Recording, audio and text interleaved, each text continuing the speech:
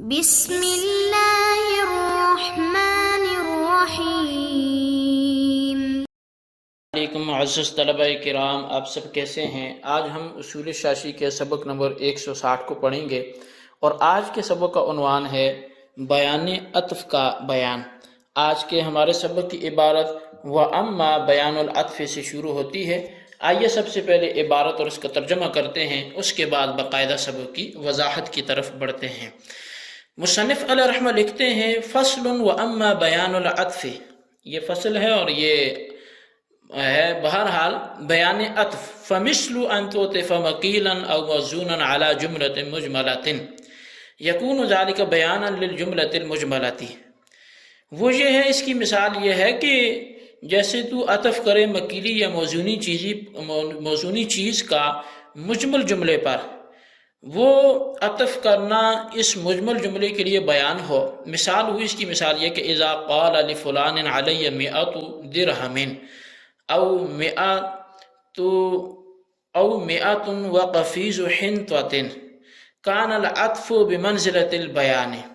اس کی مثال یہ ہے کہ جب کوئی شخص کہے کہ فلاں کے لیے مجھ پر 100 درہم ہیں یا 100 اور 1 قفیز گندم ہے، کان العطف بمنزلۃ البیان ان الکل من ذالک الجنس، پس یہ عطف کرنا بمنزلہ بیان کے ہوگا کہ بے شک تمام کا تمام جو ہے وہ اسی جنس سے ہے۔ وَقَضَى لَوْ قَالَ 103 أَصْوَابٍ أو 103 دراہم أو 103 أعبد، اور ایسے ہی ہوگا جب وہ کہے کہ 100 اور 3 کپڑے، 100 اور 3 دراہم، 100 اور 3 غلام، فَإِنَّهُ بَيَانٌ أَنَّ الْمِئَةَ مِنْ ذَلِكَ الْجِنْسِ بِمَنْزِلَةِ قَوْلِهِ 21 دِرْهَمًا، پس بے شک یہ بیان ہوگا کہ وہ 100 بھی اسی جنس سے ہے، اس کے اس قول کے بمنزلہ کہ 1 اور 20 درہم یعنی 21 درہم، بخلاف قوله 100 وثوب او 100 وشاة حيث لا يكون ذلك بیانا للمئات، بخلاف اس کے اس قول کے کہ 100 اور 1 کپڑا، 100 اور 1 بکری، اس طور پر کہ یہ اس 100 کے لیے، اس 100 کے لیے بیان نہیں ہوگا۔ وقت ذلك في عطف الواحد بما يصلح دينا في الذمة، اور اس کو خاص کیا گیا ہے ایک کے عطف میں وہ جو دین فی الذمہ کی صلاحیت رکھتا ہو، کل مکیلی والموزونی، جیسا کہ مکیلی اور موزونی چیز۔ وقال ابو یوسف يكون بیانا فی 100 وشاة و100 وثوب على هذا الاصل، اور امام ابو یوسف فرماتے ہیں کہ وہ بھی بیان ہوگا 100 اور بکری میں، 100 اور کپڑے میں، اسی اصل پر۔ جی طلبہ کرام، یہ ہمارے آج کے سبق کی عبارت اور اس کا ترجمہ تھا۔ اب آئیے اس کی وضاحت کی طرف بڑھتے ہیں۔ وَأَمَّا بیان العطف، جس طرح کے 2 مرتبہ اس بات کو ذکر کیا جا چکا ہے کہ بیان عطف اکثر اہل اصول کے نزدیک بیان ضرورت کے تحت داخل ہیں، جبکہ امام فخر الاسلام بزدبی کی اتباع میں مصنف کا نظریہ یہ ہے کہ بیان عطف بیان کی مستقل قسم ہے۔ بیان عطف کی 2 اصطلاحیں ہیں، ایک نحوی حضرات کی ہے جو توابع کی 5 اقسام میں سے ایک ہے کہ جس میں حرف عطف کے ذریعے 2 جملوں کو ملانے کا نام ہے، اور دوسری اصطلاح اہل اصول کی ہے، اور اصول شاشی میں بھی اہل اصول ہی کی اصطلاح مراد ہے۔ اب بیان عطف کی تعریف کیا ہے؟ تو کہتے ہیں ہوا بیان یقع بسبب العطف، بیان عطف وہ بیان ہے جو عطف کی وجہ سے بیان بن کر واقع ہو۔ اب بیان عطف کی اگر وضاحت کریں تو فَمِثْلُ أَن تُعْطِفَ سے مصنف علیہ رحمہ نے مثال دے کے سمجھایا کہ اہل اصول کے نزدیک بیان عطف کا مفہوم یہ ہے کہ کسی مکیلی اور موزونی چیز کا عطف جملہ مجملہ پر کیا جائے تو بیان عطف جملہ مجملہ کے لیے بیان ہوگا۔ مکیلی چیز سے مراد ناپی جانے والی چیز ہے جیسے گندم، اور موزونی چیز سے مراد وزن کی جانے والی چیز ہے جیسے درم و دینار وغیرہ ہیں، جو کہ چاندی اور سونے کے ہوتے ہیں۔ چاندی اور سونا موزونی چیز ہے۔ جملہ مجملہ سے مراد یہ ہے کہ وہ عدد مرکب ہو، اور عدد مرکب سے مراد 3 اور اس سے زائد گنتی ہے کہ جس کے معدود میں کئی احتمال ہوتے ہیں۔ مثال کے طور پر ثلاثۃ کا یہ عدد کا معنی تو متعین ہے کہ 2 سے زائد اور 4 سے کم کا نام ثلاثہ ہے، لیکن اس کے معدود میں کئی احتمال ہیں کہ 3 چیزیں کیا ہیں، وہ 3 چیزیں کپڑے ہیں، وہ 3 چیزیں بکریاں ہیں، وہ 3 چیزیں جو ہے وہ کوئی اور ہیں۔ اور یہاں جملہ مجملہ سے مراد یہی ہے کہ عدد مرکب کے معدود میں اجمال و ابہام ہو۔ اور اصول شاشی کی عبارت میں واحد سے مراد عدد مفرد ہے جو مرکب کے مقابلے میں ہے۔ جب مرکب سے مراد 3 سے زائد ہے تو عدد مفرد یقیناً 3 سے کم ایک اور 2 کا عدد مراد ہوگا۔ اب مثالہ اذا قال سے مصنف علیہ رحمہ بیان عطف کی 3 مثالیں ذکر کر رہے ہیں، جن میں سے پہلی 2 بالاتفاق ائمہ احناف کے نزدیک بیان عطف کی ہیں، اور تیسری مثال میں ائمہ احناف کے مابین بھی اختلاف ہے۔ اب پہلی مثال جو بیان عطف کی مصنف علیہ رحمہ نے پیش کی ہے، آئیے اس کی طرف بڑھتے ہیں۔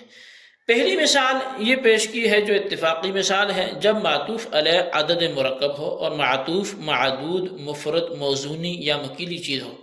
مثال کے طور پر لفلان علیہ مئۃ و درہم، کہ فلاں کی مجھ پر 100 اور درہم ہیں، کہ مئۃ معطوف علیہ عدد مرکب اور معطوف درہم مفرد موزونی ہے کہ درہم کا وزن کیا جاتا ہے۔ اسی طرح لفلان علیہ مئۃ و قفیز حنطۃ کہا تو اس میں بھی مئۃ معطوف علیہ عدد مرکب ہے اور قفیز حنطۃ مفرد مکیلی چیز ہے۔ لہٰذا ان دونوں مثالوں میں عطف اس بات کو واضح کرتا ہے کہ معطوف علیہ میں جن 100 چیزوں کا ذکر ہے اس سے مراد پہلی مثال میں 100 درہم اور دوسری مثال میں 100 گندم کے قفیز ہیں۔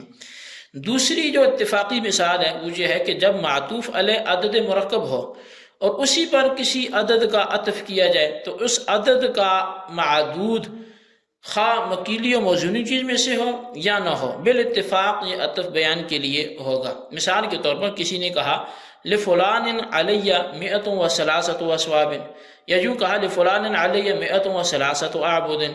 ان دونوں مثالوں میں مئۃ عدد مرکب معطوف علیہ ہے، معطوف ثلاثۃ عدد ہے کہ جس کا معدود اسواب اور اعبد دونوں مکیلی اور موزونی چیزوں میں سے نہیں ہیں، یا موزونی چیزوں میں سے ہوں۔ مثال کے طور پہ مئۃ و ثلاثۃ دراہم، اسی طرح 21 درہما۔